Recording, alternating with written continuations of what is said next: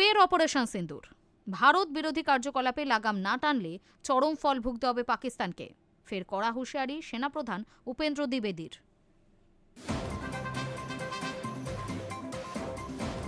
ভারত বিরোধী কার্যকলাপে লাগাম না টানলে চরম ফল ভুগতে হবে পাকিস্তানকে। ফের কড়া হুঁশিয়ারি সেনাপ্রধান উপেন্দ্র দ্বিবেদীর।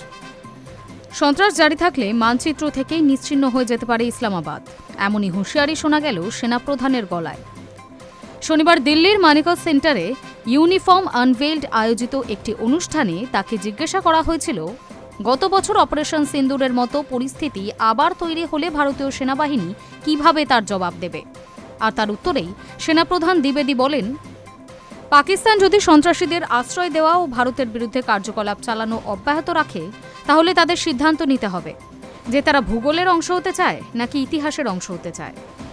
দেশ ও ভারতীয় সেনাবাহিনী অপারেশন সিন্দুরের প্রথম বার্ষিকী পালনের কয়েকদিন পর সেনা সংবাদ অনুষ্ঠানে তিনি মন্তব্য করেন। জেনারেল দ্বিবেদীর মন্তব্যে স্পষ্ট, আগামীতে পাকিস্তানের সন্ত্রাসের বিরুদ্ধে ভারতের মারমুখী মনোভাব। 2025 সালের 7 মে কাশ্মীরের পেহেলগাঁওয়ে রক্তক্ষয়ী হামলার সাক্ষী গোটা বিশ্ব। তার প্রতিশোধ হিসেবে অপারেশন সিন্দুরের সন্ত্রাসবাদীদের মাজা ভাঙা অ্যাকশন দেখিয়েছিল ভারতীয় সেনা। 88 ঘন্টার অপারেশনে দুর্মুষ হয়ে গিয়েছিল সন্ত্রাসের আতুরঘর। ফের তেমন কোনো হামলার পুনরাবৃত্তি করার সাহসও যদি দেখায় পাকিস্তান, তাহলে তার ফল যে কতখানি মারাত্মক হতে চলেছে অপারেশন সিন্দুরের 1 বছর পরই তা স্মরণ করিয়ে হুঁশিয়ারি ভারতীয় সেনাপ্রধানের।